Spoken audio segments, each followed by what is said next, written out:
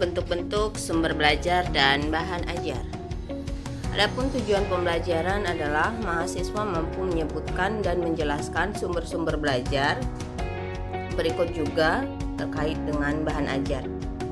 Nah, pengelompokan sumber belajar ya berdasarkan tujuan pembuatan dan bentuk isinya. Kita masuk kepada tujuan pembuatannya ya. Jadi sumber belajar menurut tujuan pembuatan menurut AEC atau Association of Educational Communication and Technology ada dua. Yang pertama itu resources by design atau sumber belajar yang dirancang. Contohnya itu buku paket, lembar kerja peserta didik atau KPD, modul, petunjuk praktikum dan lain-lain. Yang kedua resources by utilization. Jadi itu adalah sumber belajar yang dimanfaatkan. Contohnya apa? Lingkungan ya seperti tempat pasar, berupa museum, kebun binatang dan lain-lain. Nah, sekarang kita melihat sumber belajar itu berdasarkan menurut bentuk atau isinya. Itu ada 5, yaitu alam sekitar ya, benda berupa bentuk benda, kemudian orang, kemudian berupa buku, kemudian berupa peristiwa dan fakta ya. Jadi ini ada 5, ini komanya hilang sebenarnya. Jadi pertama itu alam sekitar, kedua benda, ketiga orang, keempat buku, dan yang terakhir itu peristiwa dan fakta yang sedang terjadi. Seperti apa? Berupa bencana alam, kita bisa belajar kenapa itu bisa terjadi dan segala macam. Itu merupakan sumber belajar yang menurut bentuk atau isinya. Kemudian kita lihat pengelompokan sumber belajar berdasarkan jenisnya. Jadi menurut Yusuf 2010 ya, membedakan sumber belajar menjadi 6. Yang pertama itu adalah pesan, kemudian manusia, kemudian bahan, kemudian peralatan, kemudian teknik atau metode dan lingkungan. Jadi ada 6 sumber belajar yang berdasarkan jenisnya. Jadi di sini ada pesan, yaitu berupa informasi yang diteruskan oleh sumber lain dalam bentuk apa? Berupa ide, berupa data, kemudian fakta, arti, kata dan lain-lain. Contohnya berupa bidang studi kurikulum, isi buku, isi program slide, serta informasi dalam media elektronik.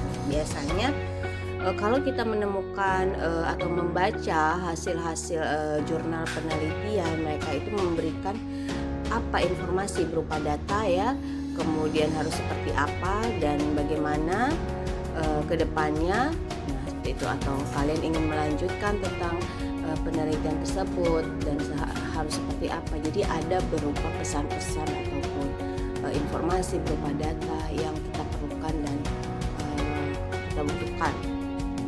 Kemudian sumber belajar berdasarkan jenisnya itu yang kedua adalah manusia atau people, yakni orang yang bertindak sebagai penyimpan, pengolah dan penyaji atau penyalur informasi. Contohnya adalah guru, kemudian dosen, instruktur, atau pemuka masyarakat dan ahli-ahli lainnya. Dan yang ketiga adalah bahan atau materials. Jadi ini juga sering disebut sebagai bisa jadi software ya, jenisnya, atau sesuatu yang mengandung pesan untuk disajikan melalui pemakaian alat.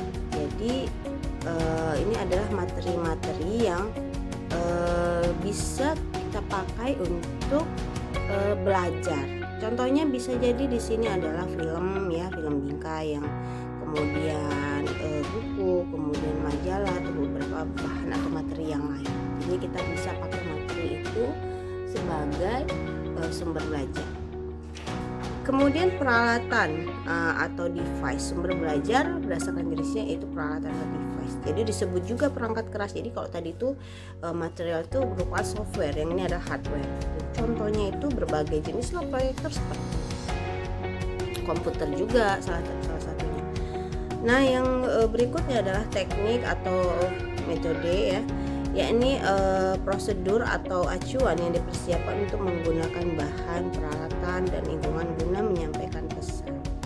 Contohnya ketika saya ingin menyampaikan informasi, saya bisa melalui YouTube ini, kemudian saya bisa langsung luring ya, luar jaringan atau tatap muka langsung melalui kuliah secara langsung, ataupun ya seperti ini kuliah secara daring, ataupun ceramah, kemudian ya memimpin diskusi. Jadi kita menyampaikan informasi melalui teknik seperti apa. Jadi banyak cara yang bisa kita dapat lakukan. Kemudian lingkungan. Jadi lingkungan ini adalah situasi orang yang menerima pesan, bisa lingkungan fisik maupun non fisik. Jadi contohnya lingkungan fisik itu ya seperti gedung ya, kemudian halaman, ruang baca dan lain sebagainya yang nampak nyata. Kalau lingkungan non fisik antara lain ya udara, penerangan dan suhu. Jadi ini bisa segala sesuatu ini bisa kita dapatkan, bisa kita jadikan sebagai sumber belajar ya, berdasarkan jenisnya. Jadi lingkungan itu dalam bentuk fisik ataupun non fisik bisa kita jadikan sebagai sumber belajar. Nah, seperti apa bentuk-bentuk sumber belajar? Jadi bentuk-bentuk sumber belajar itu seperti yang sudah dijelaskan sebelumnya, beberapa jenis-jenis bentuk sumber-sumber belajar. Juga bentuk-bentuk sumber belajar itu berupa buku, majalah, brosur, poster, ensiklopedia, film, model, transparansi, studio, wawancara, dan permainan dan lain-lain sebagainya. Nah, sekarang kita masuk kepada bahan ajar. Bahan ajar sendiri ya, menurut bentuknya itu ada bahan ajar cetak ya, bahan ajar cetak yang dicetak, kemudian ada berupa bahan ajar audio yang dalam bentuk suara saja, kemudian ada bahan ajar audio visual yang bentuk suara dan dapat dilihat, kemudian ada bahan ajar interaktif yaitu gabungan antara audio, teks, grafik, gambar, animasi dan video. Jadi yang tergabung keseluruhan dan termasuk kepada bahan ajar interaktif.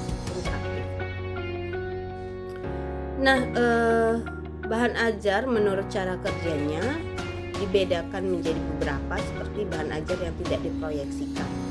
Contohnya apa? Kalau di dalam biologi kita bisa lihat torso, tidak perlu memerlukan alat seperti infocus ya untuk diproyeksikan. Kemudian di situ juga ada model ya. Di sini contohnya ada foto, atau kita dalam media biologi berbentuk carta, kemudian diagram dan lain-lain. Kemudian bahan ajar yang diproyeksikan seperti apa? Slide ya, slide, film strips, terus ada kalau zaman dulu itu overhead transparansi ya, sekarang sudah tidak begitu ya. Kemudian dan proyeksi komputer. Kemudian bahan ajar audio, contohnya kaset ya, kita rekam ya. Kalau sekarang sudah menggunakan handphone untuk merekam suara, kemudian bisa disimpan dalam flash disk juga dan lain-lain. Kemudian bahan ajar video, kemudian bahan ajar media komputer ya, banyak sekali ya, dalam bentuk Word, PPT dan segala macam Microsoft lainnya. Nah, memahami isi bahan ajar. Nah, memahami isi bahan ajar. Bahan ajar itu, yang dikatakan bahan ajar itu mengandung beberapa prinsip ya. Ada mengandung pengetahuan, harus mengandung pengetahuan, kemudian meliputi berupa fakta, konsepkah, prinsip-prinsip berupa data, rumus dan segala macam. Kemudian ada prosedur atau langkah kerja. Kemudian bahan ajar yang kedua harus memiliki keterampilan materi atau bahan pembelajaran yang berhubungan dengan ide, memilih menggunakan bahan, menggunakan peralatan dan teknik kerja. Jadi harus mengandung keterampilan. Kemudian bahan ajar harus memiliki sikap dan nilai. Jadi bahan ajar itu harus mengandung nilai-nilai sikap ilmiah. Sikap ilmiah ini dalam arti ya, kita lanjut ya. Nah ini berupa nilai-nilai kebersamaan ada di dalam bahan ajar, yaitu mampu bekerja kelompok, nilai kejujuran, mampu jujur dalam melaksanakan observasi ya. Kemudian nilai kasih sayang, nilai tolong menolong, nilai semangat bekerja, kemudian bersedia menerima pendapat orang lain. Jadi ketika kita ingin menyusun bahan ajar, kita harus memiliki 3 komponen tersebut ya, sebagai sesuatu yang memberikan nilai ya, siswa nanti bisa belajar mandiri terhadap bahan ajar kita. Nah, mungkin itu penyampaian dari saya ya. Mohon maaf atas kekurangan. Kemudian sebagai evaluasi, mungkin kalau ada yang dipertanyakan boleh tulis di kolom komentar, tetapi kalau tidak ada, berikanlah kesimpulan ke kalian di kolom komentar terkait materi tentang sumber belajar dan bahan ajar ini ya. Nah, mengenal bentuk-bentuk sumber belajar dan bahan ajar ini. Jadi itu saja yang dapat saya sampaikan. Terima kasih.